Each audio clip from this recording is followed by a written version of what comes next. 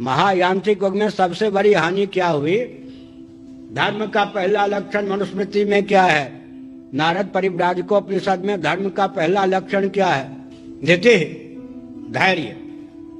सन्मार्ग पर चलने के लिए, राजनीति के मार्ग पर चलने के लिए भी धैर्य चाहिए।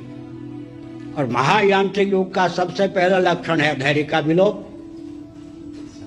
हम हो या आप, पांव के पास ही स्नान घर चाहिए, सर के पास ही सुराही चाहिए, ठीक है, बहुत ऊंची बात है, लेकिन हो क्या रहा है? इन सुविधाओं के बीच में पलते पलते रमते रमते हो क्या रहा है?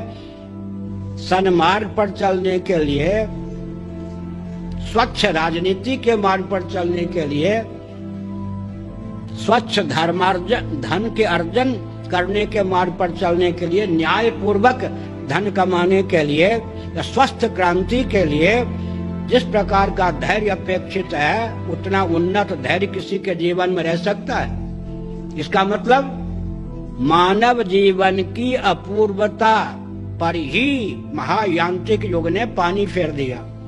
इस महायांत्रिक युग ने हमको इतना सुविधा का आदी बना दिया कि हम न्याय के मार्ग पर, सत्य के मार्ग पर, स्वस्थ क्रांति के मार्ग पर, संयम के मार्ग पर चलने योग्य ही नहीं रह गए।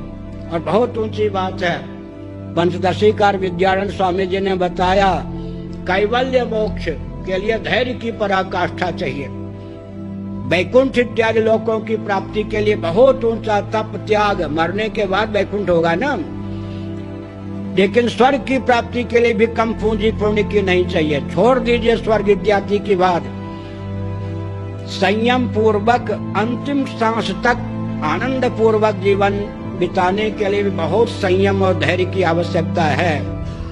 लेकिन महायांत्रिक युग में व्यक्ति के जीवन में धैर्य इतना शिथिल हो जाता है कि किसी भी न्याय के मार्ग पर, सन्मार्ग पर चलने के लिए धैर्य रह ही नहीं जाता।